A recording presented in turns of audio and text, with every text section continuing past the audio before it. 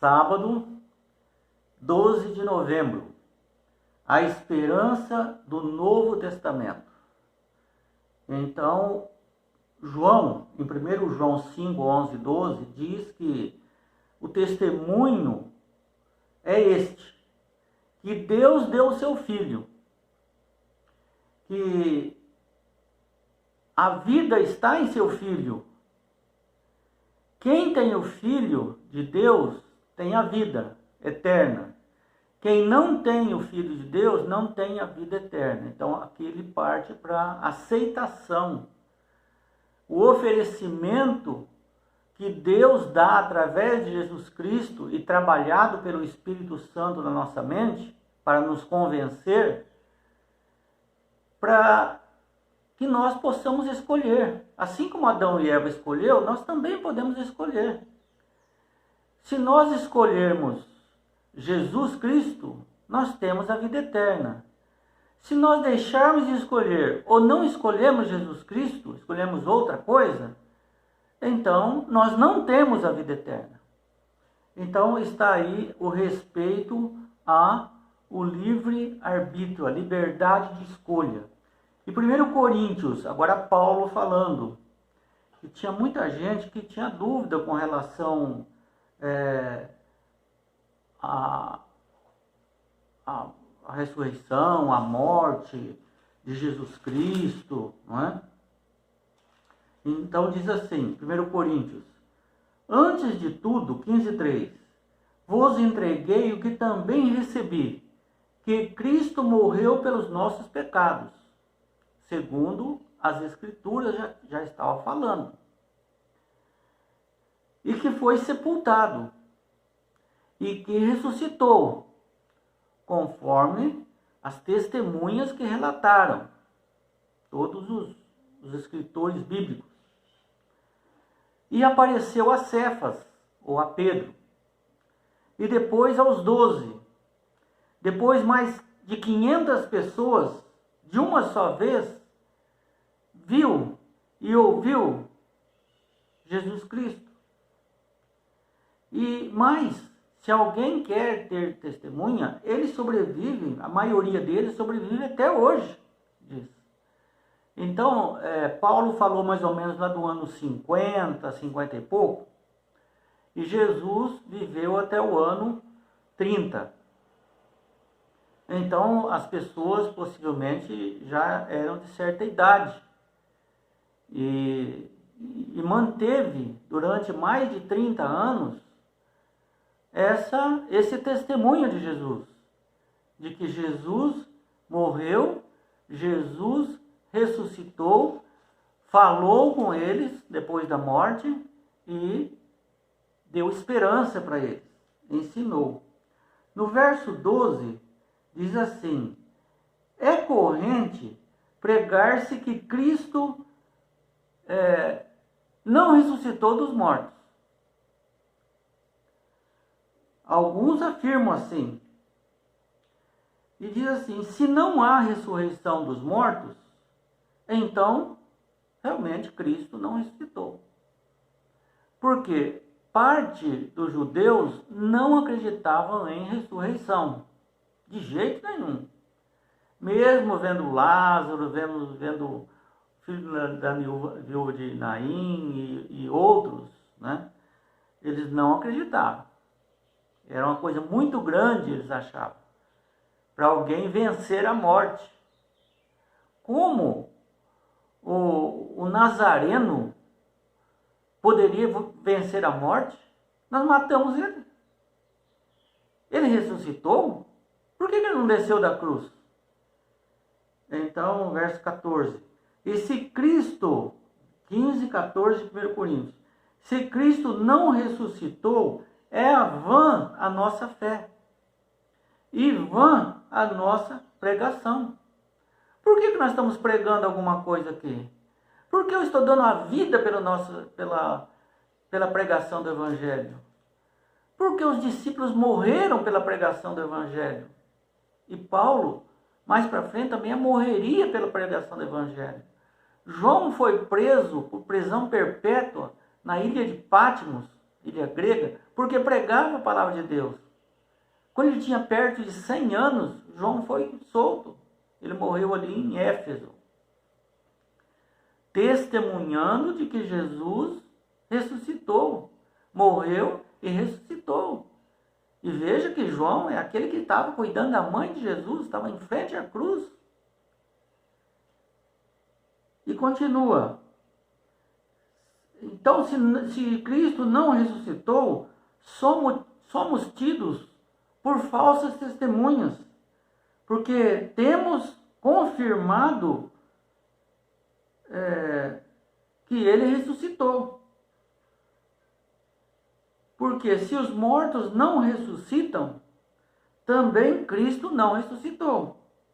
E se Cristo não ressuscitou, é vã a nossa fé e ainda permanecemos nos nossos pecados. Ou seja, não há solução para o pecado. Ainda não chegou a solução para o pecado. Nós estamos perdidos. Não tem esperança.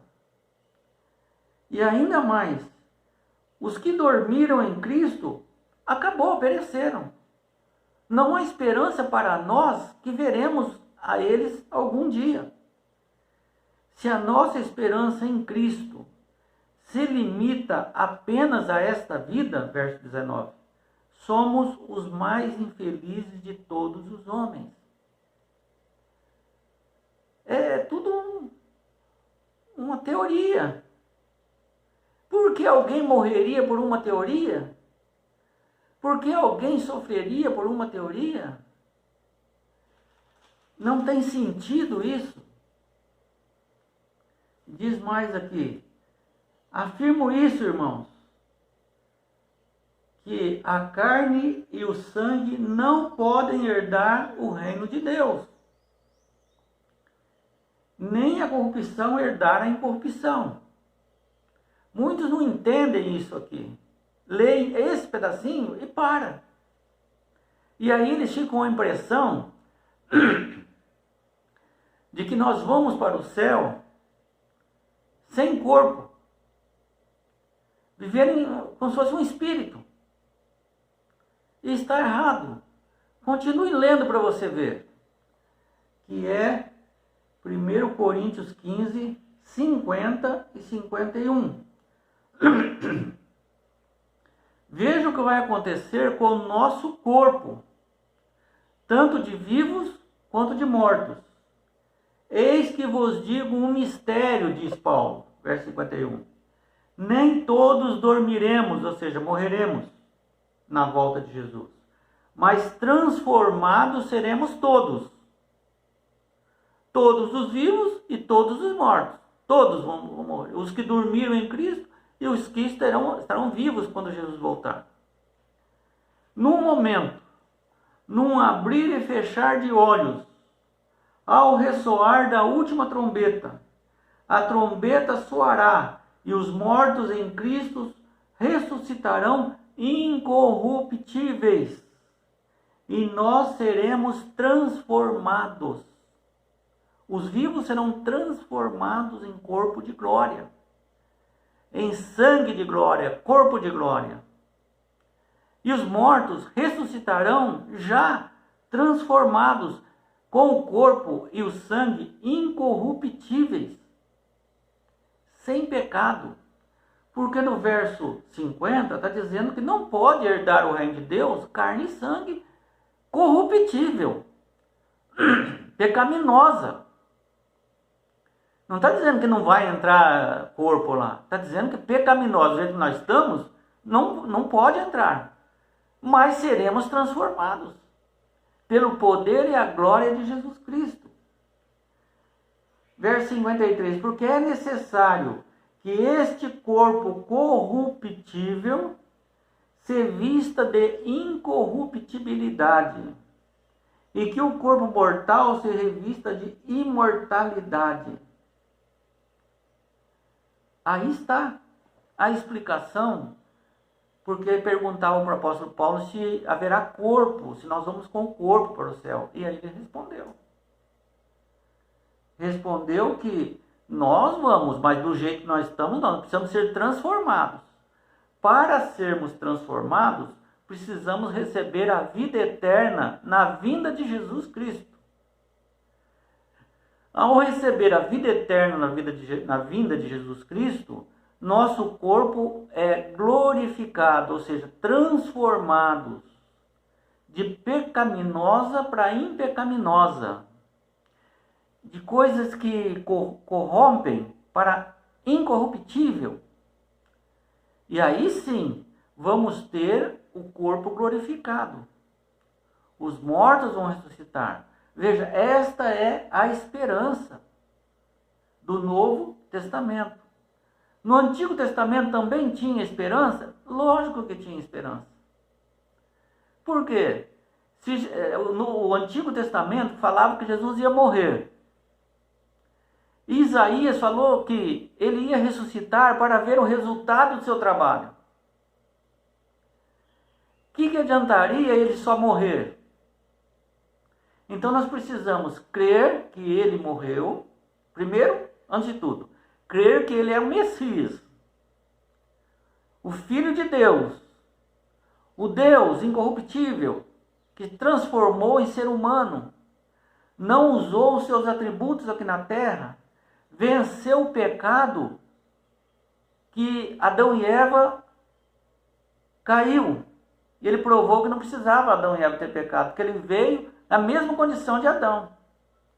Então ele viveu uma vida sem pecado, morreu inocentemente, porque ele não tinha culpa nenhuma, morreu a vida eterna, ressuscitou a vida eterna, e agora ele pega essa justiça, que é o manto de justiça dele, e cobre os nossos pecados. Dá a salvação para nós. E isso ele faz hoje. Mas nós morremos normalmente, dormimos, né? Mas vamos ressuscitar. Agora, para que isso se torne pleno, real, pleno, esse sacrifício de Jesus Cristo, que aí nós não vamos morrer mais, Jesus precisa voltar a essa terra. Então essas três coisas são fundamentais. Que Jesus morreu, ressuscitou e que ele vai voltar. Perceba que as religiões não falam sobre isso. Ou se falam, não tem profundidade. Falam corridamente, não se atém nos detalhes. Jesus é o Messias, Jesus morreu pelos nossos pecados, Jesus ressuscitou e Jesus vai voltar como Rei dos Reis e Senhor dos Senhores. Esta é a nossa esperança, porque completa o ciclo. Ou seja, para que nós possamos voltar à vida como tinha Adão e Eva e viver uma vida sem pecado, precisamos dessas etapas de Jesus Cristo. Agora, se não acredita na volta de Jesus Cristo, sem esperança. Se não acredita na ressurreição, sem esperança. Se não acredita na morte de Jesus Cristo, sem esperança. Se não acredita no Messias, sem esperança. Se não acredita na Bíblia, sem esperança. E a nossa vida é vã, como se fosse um animal. Você morre, virou pó e acabou. Por isso que Satanás quer que você não entenda esses detalhes. Que Deus abençoe você. E essa semana vamos estudar sobre isso.